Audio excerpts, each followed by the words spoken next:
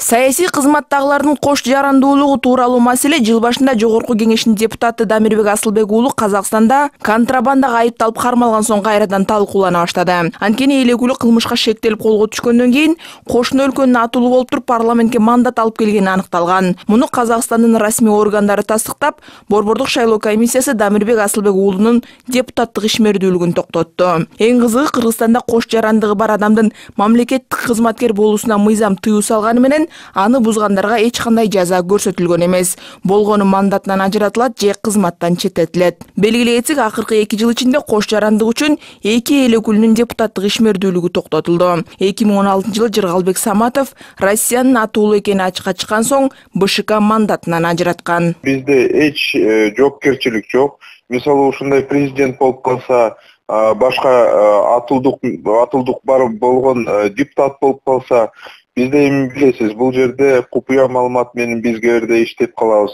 Сыр маалыматтарды тияка бериш мүмкүн да, башка маалыматка мамлекетке бериш мүмкүн да. Эми саясий кызматтагылардын кош жарандыгы бар экени аныкталса, алар иштен гана четтетилбестен кылмыш жоопкерчилигине да тартылышы мүмкүн. Буга байланыштуу парламентте мыйзам долбоору даярдалды. Ага ылайык президент, депутаттар, соттор, аткаруу бийлигиндеги аткаминерлер башка өлкөнүн дагы жарандыгын алып жүргөнүн жашырса соттолушу мүмкүн. Анткени мындай жорук кылмыш кодексиндеги жасалмачылык беренесине туура келет экен. Эң биринчи чет өлкөнүн жараны өзүнүн чет өлкөлүк жарандыгы экенин жашырып жүрүп, эртең парламенттин депутаты болуп калса, же президентке талапкер болуп калган, президент шайланып калса, кыргыз мамлекетинин башка мамлекеттин жараны башкарып аткан бул баягы мыйзамсыз нерсе. Өзгөчө жана күч структураларында Кыргызстан жараны болуп эле өмүр бою иштеп кызмат кылып эле жүрүп, атайын кызматта, чек ара кызматында, МВДде,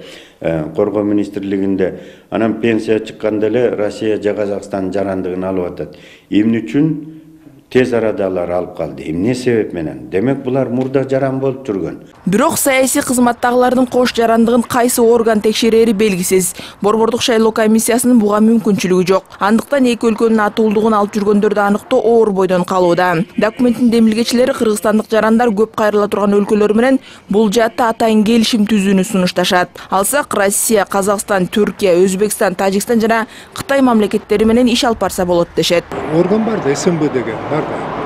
Коопсуздук маселени, мамлекеттин коопсуздук маселесин ошол орган чечиш керек. Алардын милдеттүү, конституциялык мыйзам негизинде милдеттүү. Эмне үчүн алар жоопко тартылбайт? Эгерде мамлекеттик органдарга башка мамлекеттин жараны иштеп атса. Илгери мен Фрунзе Горпроекттин килеген чоң институттун директору болуп турганда, мен шофёрумду КГБ текшерген. Ушуга чейин жеткен. Эми ушунда Фрунзе шаарынын пландарын жасап аткандан ал секрети бар. А биз бүгүн эң чоң даражалуу депутаттыкка, өкмөткө эки мамлекеттин жарандыгы менен барып иштеп атканда бир СМБнын кишиси жоопко тартылдыбы? Белгилей кетсек, учурда ушул кош жарандуулук маселесине байланыштуу Борбордук шайлоо комиссиясы 2 айдан бери бир талапкерге мандат тапшыра албай келет. Жогорку Кеңештеги Ата Мекен фракциясынын мүчөсү Аида Салянова соттолгондугуна байланыштуу БШК 3 мартта эле анын депутаттык ишмердүүлүгүн токтоткон. Анын ордуна тизмедеги кезек боюнча Клара Кабилова келиши керек. Бирок анын кош жарандыгы бар болушу мүмкүн деген маалыматтар тараган соң мандат тапшыруу ишке ашпай келет. Элизат Эркинтур, Алтын Каныбек уулу, НТС.